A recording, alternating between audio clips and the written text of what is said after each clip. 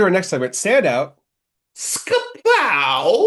Moment of the Week, a different Moment of the sound. frickin' week. This is where we talk about our favorite panel or page.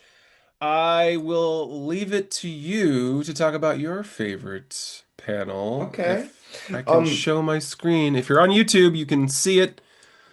If you are not on YouTube and listening, go to AIPTComics.com to see it in the article. I was gonna have a kapow from the major death from Absolute Batman, but I thought it was too much of a spoiler to have that put on paper, because as Dave said, it is a major death, and it's so horrific in its casualness that I was pretty kapowed by that. But then Yeah. after that, I was struggling a bit to find a kapow. Usually kapows come naturally from reading, and this week I had to like actively search for a moment. Um, this week I chose a moment from Magik and Colossus #3 from Ashley Allen and Germaine Peralta, which has been a series I really am enjoying because it's really recentering the brother-sister relationship between Ilyana and Pyotr, something that we've like not been able to spend time on in many, many years and has been like destroyed for like decades after, dark child fuckery and then Pyotr being like evil because of his older brother Mikhail's machinations during the Krakoan era. So just from a place of like emotionality, there's a lot of like nice kapows in this of like, oh, they're Sure. reconnecting and being vulnerable with each other. But in this scene, it's always interesting to see Colossus of his own volition do brutal violence. His whole thing is that he like, traditionally is a pacifist. Um, and he like only fights when he has to, and when he does fight he like tries not to kill, he tries to do like as little damage as possible, but he is fighting these demons in a like magic arena to save his beloved snowflake, his sister Ilyana, and he does a full fucking spine head rip. Obviously Yeah. these are like monstrous demons that were like never human or anything, they're just like monsters, but still, him like bloodying himself up in such a violent manner was pretty shocking to me. It's like I thought, spraying everywhere too. yeah, no, it's brutal and bloody. It is R-rated.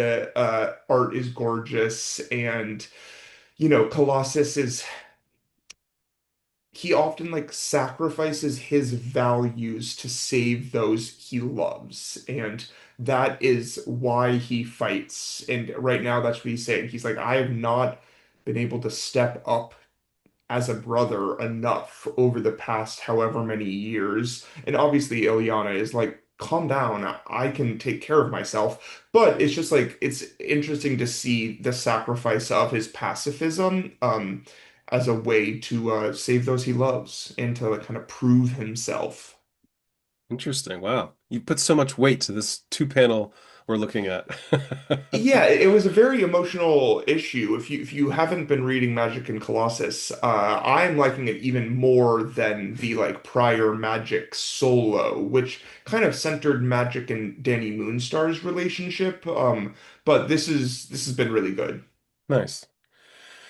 My panel comes from Lobo #2, an Panel, ish. page. Well, it's a page. That's true. Uh, a lot of great moments in this issue. Jorge Corona is killing it on art with story by Skottie Young. In this page, you're looking at Lobo is been turned into a superhero essentially for TV, for a reality show, and while he is trying his best to follow their rules, it's really hard for him to not just go overboard with everything. So at the bottom of this page, you see a mouth screaming "cut, cut, cut," which is a guy whose whole head is monitors and computer parts or whatever. Very mojo. True, and we're in a montage right now where he keeps saying cut because Lobo's ruining it for the show. They can't actually air it. And then at the top here, we have Lobo that is snapping this guy in many different ways, his bones. And then we see the aliens watching the show while he presumably sticks his like leg into his butt. I don't know. There's a guy on the third panel that is barfing blood, it looks like, because of what he's seeing on the screen.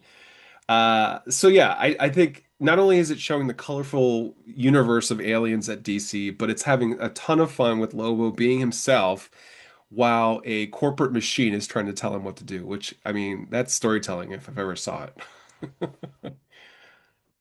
Yeah, no, the art style is so like punk rock and Lobo. It Mm. just like fits so well with the tone of the series.